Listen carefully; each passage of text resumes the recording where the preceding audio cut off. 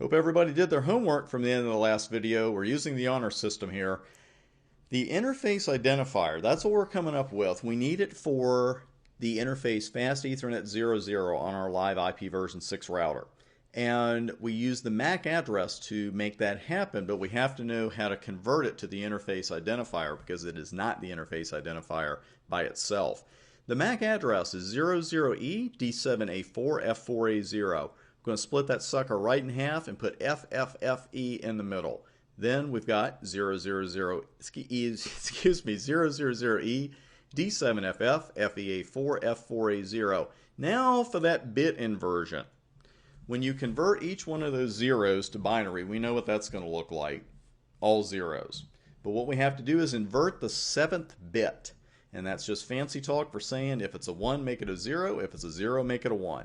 Well, that 7th bit is definitely a 0, so we're going to make it a 1. Now we still have 0000 for the first character, so that's going to remain a 0. But now the second character is 0010. So with the 2-bit set, that equals 02. You take that 02 and you put it in the address in place of the 00 at the beginning of the identifier, and we have 020E D7FF FEA4 F4A0. Now, what kind of compression, zero compression, if any, can we do on this interface identifier, this part of the link local address? Remember that this address begins with FE80 and then is followed by zero compression of 3 blocks of zeros. So since we've already used zero compression once in this particular address, we can't do it again, but we couldn't do it here anyway with the interface identifier. It's rare that you're going to be able to do zero compression on the interface identifier part of the address anyway, but the only thing we can do is drop that one leading 0 in the 020E block. The other zeros have to stay. So we can compress, but not very much. We're left with an interface identifier of 20E D7FF FEA4 F4A0. Is that correct? Let's check out the live equipment and see, because the live equipment does not lie. I've run show IPv6 interface fast 00. Here's the link local address, and after the FE80, look at what we've got here. 20E D7FF FEA4 F4A0. Spot on. Could not be any better. That's exactly how you do it, and that is exactly the kind of thing I'd be ready to do on exam day. It's one of those things that the router is going to do by itself and we don't pay any attention to it, but for certification exams we have to know exactly what's going on there.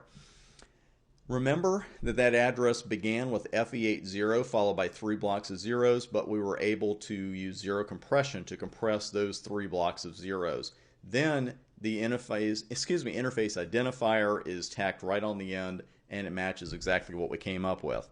Now, you can hard code a link local address, and you can do that with a version, an option of the IPv6 address. We've seen this a couple of times with this command, where we ran iOS help and we saw IPv6 link local address.